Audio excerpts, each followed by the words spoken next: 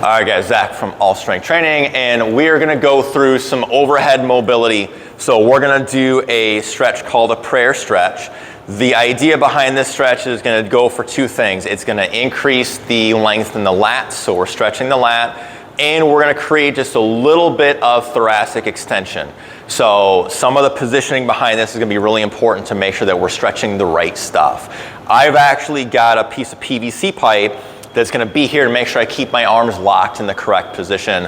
Sometimes, especially if you're super tight trying to get into an overhead position, you probably are gonna struggle to maintain the alignment you need to without using something like a PVC pipe, broomstick, something. Could even use like a pull down handle if that's all you have access to at the gym, but just something that's gonna be wider than your own shoulders that you can grab onto.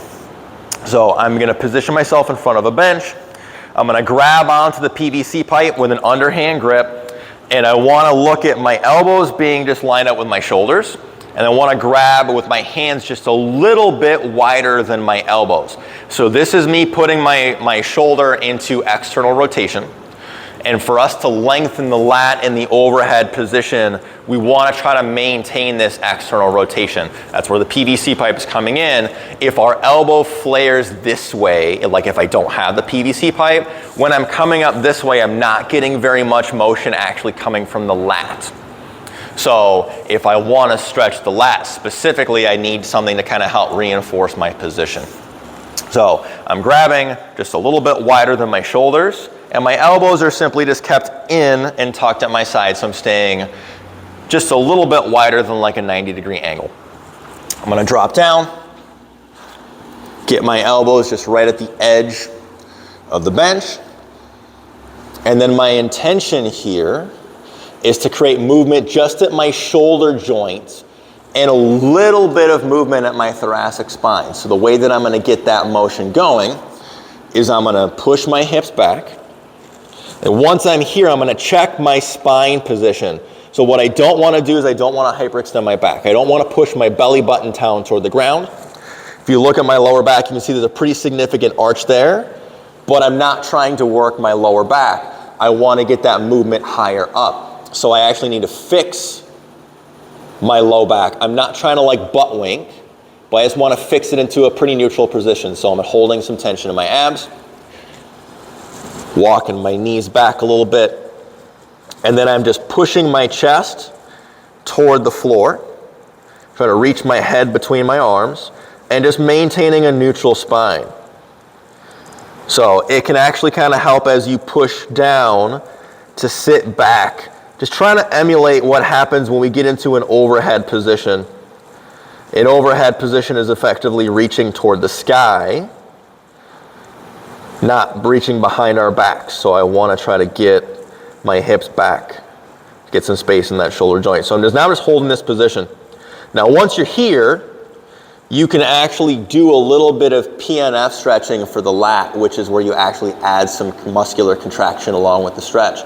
So this is going to be hard to see, so I'm just going to sort of call out what I'm doing. Once you're in this stretch position, the way that PNF stretching is going to work like this is we're going to first find a stretch in the lat muscle. So I'm here.